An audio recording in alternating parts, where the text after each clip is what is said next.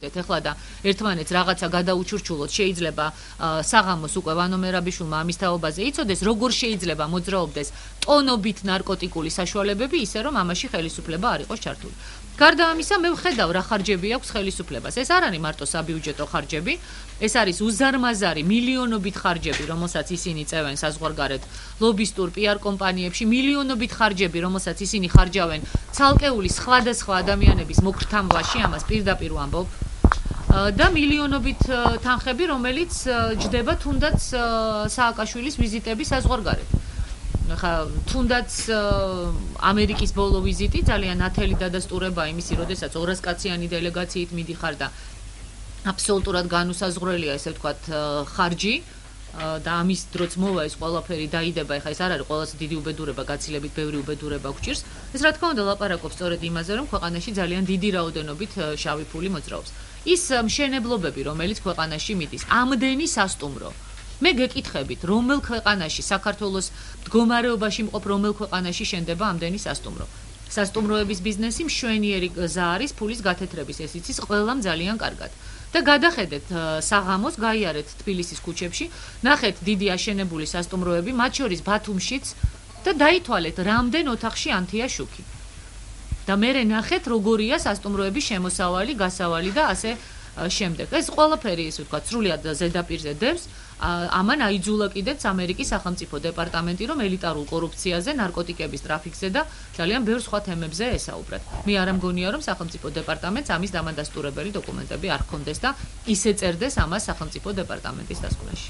ქალბატონ ნინო, თქვენი მოსაზრება ბათუმში აზიზევის მეჩეთის მშენებლობასთან დაკავშირებით, ასევე თურქეთის მიერ გამკაცრებულ სავიზო რეჟიმთან დაკავშირებით და მეორე კითხვა, რასაც შეეხება, თქვენ ბრძანეთ, რომ რეგიონალური სტრუქტურები შენარჩუნებული გაქვთ.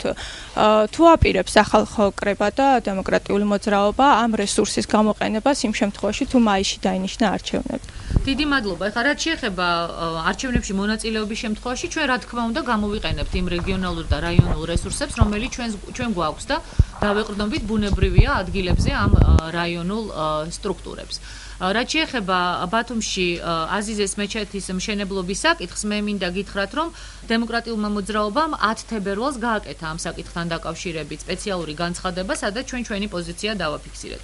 უპირველეს ყოვლისა, მინდა ხაზი გაუსვა იმ გარემოებას, რომ ჩვენ ადრეც გამოვეხმაურეთ საპატრიარქოს გულის ტკივილს იმასთან დაკავშირებით, რომ თურქეთთან მოლაპარაკების პროცესში საპატრიარქო არ იყო ჩართული და ხელისუფლების მხრიდან საპატრიარქო იყო აბსოლუტურად იგნორირებული, მიუხედავად იმისა, რომ კანონიც, მორალიც, გონიერებაც ყველაფერი პრინციპში ლაპარაკობდა იმაზე, რომ საპატრიარქო უნდა ყოფილიყო ამ მოლაპარაკებებში ჩართული. გარდა ამისა, ჩვენ გავაკეთეთ, რა თქმა უნდა, ესე ვთქვათ, განმარტება იმასთან დაკავშირებით, რომ ჩვენ ძალიან კარგად ვიცით, რომ ხელისუფლებას არ აღელვებს არც, ესე ვთქვათ, ეკლესია მონასტრების ბედი, ამის დამადასტურებელია თუნდაც ის სრული იგნორირება, რომელიც ხელისუფლებამ გააკეთა, ვთქვათ, იგივე ილორის წმინდა გიორგის ეკლესიასთან დაკავშირებით, რომლის, ესე ვთქვათ, პრობლემის მოგვარებაც შესაძლებელი იყო ჩემი და რუსეთის პატრიარქის კირილეს შეხვედრის შემდეგ, მაგრამ რა თქმა უნდა, ხელისუფლებამ არც ერთი ნაბიჯი ამ მიმართულებით არ გადადგა და პირიქით დაბლოკა კიდეც ჩვენი საპატრიარქოს მცდელობა, რომ ასე ვთქვათ, რუსეთის საპატრიარქოსთან გაეგრძელებინა ეს მოლაპარაკება და პრობლემა მოგვარებულიყო. მე ერთი რამ შემიძლია გითხრათ. თურქეთი ჩვენი ძალიან სერიოზული სტრატეგიული პარტნიორი და მეგობარი ქვეყანაა, მაგრამ თურქეთი არის მაგალითი იმისა, როგორ უნდა დაიცვა შენი სახელმწიფოს ინტერესები და როგორ უნდა დაიცვა შენი რელიგიური ინტერესები. თურქეთი მიუხედავად იმისა, რომ საქართველოსადმი არის ძალიან კეთილგანწყობილი, ძალიან ფრთხილად ეკიდება ნებისმიერ, ესე ვთქვათ, ცდელობას ქართული ეკლესიისა, ან აღდგეს ქართული ეკლესიები თურქეთის ტერიტორიაზე, ან მოქმედი ეკლესია არსებობდეს თურქეთის ტერიტორიაზე. იმიტომ კი არა, რომ მათ ქართველები არ უყვართ, ან ქართველებთან მეგობრობა არ უნდათ. იმიტომ რომ ისინი იცავენ იმ მიკროგარემოს, რომელიც მათ ქვეყანაში არსებობს. ჩვენ გვყავს მუსლიმი, ასე ვთქვათ, თანამემამულეები, რომლებიც ისეთივე პატივისცემას იმსახურებენ, როგორცაც ნებისმიერი ჩვენგანი. რა თქმა უნდა, ამ ადამიანებს უნდა ჰქონდეთ შესაძლებლობა, რომ წავიდნენ მეჩეთში და მოილოცონ და თავისი რელიგიური რიტუალები შეასრულონ, არა? მაგრამ რა თქმა უნდა გათვალისწინებული იქნას საქართველოს ინტერესიც. თუ არის საკმარისი მეჩეთები, იგივე ბათუმში და ჩემი მონაცემებით არის საკმარისი მეჩეთი, რომელიც საკმარისია მრევლისათვის, რომელიც ბათუმში არსებობს. რატომ უნდა აშენდეს ახალი თუ ამის აუცილებლობა არ არის, თუ დადგება ამის აუცილებლობა, მაშინ რა თქმა უნდა ჩვენ აჭარელ თანამემამულეებთან ერთად ეს საკითხი უნდა გახდეს მსჯელობის საგანი და შეთანხმების შედეგად უნდა იქნეს, ასე ვთქვათ, გადაწყვეტილება მიღებული. ჩვენ უნდა გაუფრთხილდეთ ჩვენს ტრადიციას, ჩვენს რელიგიას, ჩვენ უნდა აუცილებლად პატივივცეთ ჩვენ მუსლიმ ძმებს და დებსაც, მაგრამ ამავდროულად ვიმოქმედოთ ისე, როგორც მოქმედებს თურქეთი, რომელსაც დაჭირდა თავისი ინტერესებისათვის გააუქმა ცალმხრივად სავიზო რეჟიმი და ასეთ შემთხვევაში პრინციპში მაშინ საქართველოსაც უნდა გაეუქმებინა, იმიტომ რომ ეს ორმხრივი პროცესია. ჩვენ ყოველდღე ვხედავთ ერთ რამეს. საქართველოს ხელისუფლება არ იცავს საქართველოს ეროვნულ და სახელმწიფოებრივ ინტერესებს. ყველა სახელმწიფო ჩვენთან ურთიერთობაში. ამერიკის შეერთებული შტატები იქნება ეს, რუსეთი იქნება, თურქეთი იქნება, სომხეთი, აზერბაიჯანი თუ სხვა სახელმწიფო, ყველა სახელმწიფო ჩვენთან ურთიერთობაში ახერხებს საკუთარი ნაციონალური და ეროვნული და სახელმწიფოებრივი ინტერესების დაცვას. ამას ვერცერთ ვითარებაში ვერ ახერხებს ჩვენი ხელისუფლება. ამიტომ ეს ხელისუფლება მართლა საფრთხეა ქვეყნისათვის. რაც შეეხება ბათუმის საკითხს, მე კიდევ ერთხელ დაუბრუნდები, ძალიან ფაქიზი თემაა და ხელისუფლება ძალიან ფრთხილად უნდა მოეპყრას, თუმცა მე ვფიქრობ, რომ პირიქით მოიქცევა ამ თემას, იმიტომ რომ მე მინდა ყველას ვთხოვო ჩვენს თანამემამულეებს, ქრისტიან თანამემამულეებსაც და მუსლიმ თანამემამულეებსაც არავითარ შემთხვევაში არ წამოეგონ არანაირ პროვოკაციას. ყველა საკითხის მოგვარება შეიძლება ურთიერთ შეთანხმებით, ურთიერთ პატივისცემით, ერთმანეთის ეროვნული და ესე ვთქვათ რელიგიური გრძნობების პატივისცემით. არ გავახაროთ მტერი და არავის არ მივცეთ შესაძლებლობა, რომ ეს თემა ურთიერთ დაპირისპირების ან რაიმე განხეთქილების საგნად ვაქციო. და ქალბატონო, ბოლო შეკითხვას დაგისვამთ. ერთი წამი რა ხო, ანუ დავსვავ და მერდას. ანუ ინფორმაციის დაზუსტება მინდა მას შემდეგ, რაც ბიძინა ივანიშვილი გამოჩნდა პოლიტიკაში და დაიწყო კონსულტაციები ცალკეულ პოლიტიკურ სუბიექტებთან, ნაწილის შესახებ ხდებოდა, ანუ ნაწილის შესახებ ხდებოდა ცნობილი, ნაწილის არა. მაშინ გავრცელდა ინფორმაცია, რომ თქვენ შეხვდით ბიძინა ივანიშვილს და ამ შეხვედრის შემდეგ განაცხადეთ, რომ ეს არის ადამიანი, რომელსაც პოლიტიკა არ იცის და იყო ეს ინფორმაცია, ანუ პრესაში ვრცელდებოდა და სადგან მოცხადე? არა, ანუ ეს კი, ანუ იდო ეს ინფორმაცია და ეხლა ვამოწმებ თქვენთან შედგა თუ არა შეხვედრა თქვენსა და ბიძინა ივანიშვილის შორის 5 ოქტომბრის შემდეგ გასული წლის. ეს განცხადება რას გავს იცით? ბატონი ბიძინას რომელიღაცა წარმომადგენელმა გააკეთა განცხადება, არ მახსოვს სიმართლე გითხრათ ვინ რომ ბატონი ბიძინაო იყო რამდენიმე რაიონში ჩასულიო და წინასაარჩევნო შეხვედრები ჰქონდაო, ხო? იყო ხო ესა? ეხა ძალიან პატარა ქვეყანაა, ეხა თქვენ გჯერათ ის რომ ბატონი ბიძინა ივანიშვილი ჩავიდა რომელიმე რაიონში მოსახლეობაში ხვდა და არც ერთმა თქვენგანმა ამის თაობაზე არ იცით. მე ადამიანმა რომელსაც ყველა რაიონში მყავს წარმომადგენელი ამის თაობაზე არაფერი არ იცით და რაც მთავარია, თავად დიდმა ვანომ არაფერი არ იცის ამის შესახებ. ეხა არ არის საჭირო ესეთი არასერიოზული განცხადებების გაკეთება, იმიტომ რომ ერთხელ როცა ადამიანები იტყვიან რაღაც არასწორი ინფორმაციას, მერე შეიძლება კითხვები გაჩნდეს სხვა ინფორმაციებთან დაკავშირებით. ჩემი შეხვედრა რომ შემდგარიყო ბატონ ბიძინასთან, არ ამგონია ჯერ ერთი ალბათ ჩვენ არც დავმალავდით ამ შეხვედრას. თუმცა არც იმის ვალდებულება არ გვაქვს, რომ აუცილებლად ვიყვიროთ ამის თაობაზე, არა, ხმამაღლა. არ ამგონია რომ თქვენ ეს რეალურად ვერ გაგეგოთ და ეს დამალული ყოფილიყო. ეხა მე არ მithქვამს ეს რომ ბიძინა ივანიშვილმა პოლიტიკა არ იცის, მაგრამ რომ არც იცოდეს, ან ისი არ იცოდეს, როგორც იმ ადამიანებმა, ვინც დიდი ხანია პოლიტიკაშია, რა არის ამაში დასაძრახი? მოდით ეხა ჩვენ ნუ მოვთხოვთ ნურც ბიძინა ივანიშვილს და ნურც ვინმე სხვას რომ ყველაფერი იცოდეს. მე არ მომეთხოვება მაგალითად რომ ბიზნესი ვიცოდე ისე როგორც იცის ბიძინა ივანიშვილმა, თუმცა შეიძლება ცუდი არ იყოს ეგა რა. პირდაპირ არ მიდიხარ ბიზნესში. არა, ძალიან დიდ ბიზნესში. ხო, რა თქმა უნდა, პირდაპირ არ მივდივარ ბიზნესში, მაგრამ ხა ვაცალოთ ადამიანს, შემოვიდა ის პოლიტიკაში, მე დარწმუნებული ვარ, ის ნიჭიერი ადამიანია და ალბათ ძალიან სწრაფად გაივლის, ასე ვთქვათ, იმ ეტაპებს, რომელიც საჭიროა, რომ მან პოლიტიკაში მეტი, ესე ვთქვათ, გამოცდილება მოიპოვოს და მეტი ინფორმაცია ჰქონდეს. არაფერი დასაძრახი იმაში, რომ სხვა პოლიტიკურ სუბიექტებს შეიძლება ნაკლებად პატივსაცემსაც უფრო მეტი პოლიტიკური გამოცდილება ჰქონდეს, ვიდრე ბიძინა ივანიშვილს, ამაში არ არის და ეს რეალობაა. ეხა ჩვენ ნუ დავუწყებთ იმას, იცით რა, ეხა ნუ გვექნება ქართველებს ჩვენ ყველას იმის მოლოდინი, რომ აი არიან ადამიანები, ვინც ყველაფერი იციან და ვისაც არაფერი არ შეეშლება. ეს ასე არ არის და ეს აბსოლუტურად ბუნებრივი გახდა.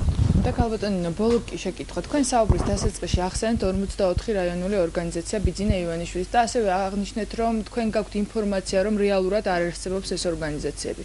აქვე დააზუსტეთ ის, რომ არ გგონიათ, რომ ბიძინა ივანიშვილმა იცოდეს, რომ ეს ტყუილია და ამბობდეს ტყუილს. მაშინ რასთან გვაქვს საქმე? უმალავენ ივანიშვილს და ვინ უმალავს კონკრეტულად? მისი ატყუებენ აი ამ შემთხვევაში, იქნებ დაგვიზუსტოთ და რა ინფორმაციას ფლობთ? ამას ალბათ თავად ბიძინა ივანიშვილი გაარკვევს, ატყუებენ არ ატყუებენ თუ როგორ არის. მე ნამდვილად შემიძლია გითხრათ, ახლა ზუსტად ვიცი, რომ იყო იგივე არაერთი კონსულტაციები ჩვენი რაიონული ორგანიზაციების წარმომადგენლებთან, რომლებთანაც მიდიოდნენ და ესაუბრებოდნენ ბიძინა ივანიშვილის სახელით, რომელთა ესე ვთქვათ გადაყვანას და ჩართვასაც ცდილობდნენ ქართულ ოცნებაში ან ბიძინა ივანიშვილის პარტიაში. ნუ ხა მე არ ვთვლი რომ არ ვფიქრობ რომ ეხა ეს ბიძინა ივანიშვილისგან მოდის ეს დავალება რომ წადით ეხა დემოკრატებს ხალხი წაართვით ან ვინმეს. ეხა ეს ადგილობრივი ადამიანების ინიციატივაა, ალბათ უფრო და მათი ესე ვთქვათ აქტიურობა. თუმცა სასურველია რა თქმა უნდა რომ ეს გაკონტროლდეს და არ მოხდეს ისე რომ ერთი ორგანიზაცია გაძლიერდეს სხვა ძლიერი ორგანიზაციის დასუსტების ხარჯზე. ჯობს რომ მან მოიკრიბოს ახალი რესურსი და ამით გაძლიერდეს ზოგადად ოპოზიციური სპექტრი. მე ნამდვილად კიდევ ერთხელ ვიმეორებ, მე ნამდვილად ვიცი რომ არათუ ორგანიზაციული სტრუქტურები არ არსებობს. ეს უბრალოდ შეუძლებელიც იქნებოდა. რომ ასე ვთქვათ ამ დინამიკის პერიოდში და ამ დინამიკის არსებობის შემთხვევაში, რომელიც არის სამწუხაროდ არ არის ეს ისეთი აქტიური დინამიკა, ხო? ეხლა ამას ყველანი ვხედავთ და მე რამდენადაც ვიცი, თავად ამ გუნდში არიან უკმაყოფილონი ამ დინამიკით, უფრო მეტი სისწრაფეა საჭირო. ამ დინამიკის პირობებში, ეხლა ვინც პოლიტიკა იცის მართლა, მიხვდება რომ შეუძლებელი იყო, რომ 44 რაიონში შექმნილიყო რაიონული სტრუქტურები. არაფერს ვაპარაკობ, ეხლა შეიძლება რგოლი რაღაცა არსებობდეს. არ არის ეს უმეტეს რაიონებში ყოველ შემთხვევაში, სადაც ბიძინა ივანიშვილს გონია რომ ეს რაიონები არის. კიდევ ერთხელ ვამბობ, ამას არ ვამბობ ნიშნის მოგებით, ამას ვამბობ მხოლოდ იმიტომ, რომ გადაამოწმოს ბატონმა ბიძინა ივანიშვილმა ეს ინფორმაცია და არ დაეყრდნოს არარსებულ ორგანიზაციებს წინააღმდეგ შემთხვევაში ძალიან მძიმე მარცხი იქნება აბსოლუტურად გარდაუვალი და ვინ ატყუებს, ვინ არ ატყუებს, ასე ვთქვათ, ვინ რატომ ეუბნება ამა თუ იმ ინფორმაციას, ახლა მე მგონი ადამიანი, რომელმაც ამოდენა ფინანსური იმპერია შექმნა, შეძლებს იმის გარკვევას, ვინ რატომ და რისთვის ეუბნება ამა თუ იმ ინფორმაციას. აბა ეხლა თქვენ ვერ ეტყოდით ამ ინფორმაციას ბიძინა ივანიშვილს, ხომ? არა, უკაცრავად ეხლა მე მოსასმენი აპარატურა არც დამიყენებია და არც სურვილი არ შესაძლებლობა მაქვს და არც სურვილი რომ ან ივანიშვილთან ან ვინმესთან დავაყენო. ლოგიკა ვისაც აქვს გავლენა ამ თემებთან დაკავშირებით არა არ ვიცი ჩემო კარგო მე რატო უნდა არა უკაცრავ გამოცდილი პოლიტიკოსი რომ ვარ ეს არ ნიშნავს რომ მე შეიძლება ვიცოდე ყველა დეტალი სამზარეულოში სხვა პოლიტიკურ ძალაში რაც არც მაინტერესებს მე მოვისმინე ლიდერის გამოსვლა სადაც აშკარად არასწორი ინფორმაცია იყო გაჟღერებული ვინაიდან ვთვლი არა შეიძლება მაგრამ მე არ ვთვლი ამ ადამიანს იმ პიროვნებად რომელიც ასე ესე ვთქვათ ღია ტყუილს ეტყვის საზოგადოებას წინააღმდეგ შემთხვევაში თავს შევიკავებდი და ამას არ ვეტყოდი იმიტომ რომ ხედავთ ალბათ რომ მე მაქსიმალურად თავს ვიკავებ ბიძინა ივანიშვილის და მისი გუნდის გაკრიტიკებისაგან იმიტომ რომ ეს არ წაადგება საერთო ოპოზიციურ პროცესს ახლა ყოველთვის შეიძლება პოლიტიკოსებმა და იურისტებმა იციან აქედანაც შეუძლიათ ყური მოაბანქოთანს ესეთი გამოთქმა და მეორე მხრიდანაც ხო შეიძლება ძალიან ბევრ რამეზე უფრო კრიტიკული აზრი გამოვთქვა მე ვიდრე დღეს ვამბობ მაგრამ არ არის ეს საჭირო იმიტომ რომ ადამიანებს უნდა მისცეს შესაძლებლობა რომ გამოვიდნენ პოლიტიკურ არენაზე გაძლიერდნენ საერთო საქმეა რომ სააკაშვილს ვებრძოლოთ ამიტომ განსხვავებით მისი თანამებრძოლებისგან მე არ ვაპირებ მათ კრიტიკას მაგრამ სადაც დავინახავ რომ ცდებიან ან არასწორი ინფორმაცია აქვთ ან აშკარად არასწორ გზაზე მიდიან მე ვიტოვებ უფლებას რომ ამაზე ვინაიდან სხვა საშუალებები არ არსებობს ღიად ვისაუბრო და ღიად მივაწოდო ეს ინფორმაცია იმ ადამიანს რომელიც მგონია რომ ასე ვთქვათ ღიად არ მოატყუებს თავის თანამემამულეებს და მის ინტერესშიც არ უნდა შედიოდეს ის რომ მას არ ჰქონდეს ობიექტური ინფორმაცია ძალიან დიდი მადლობა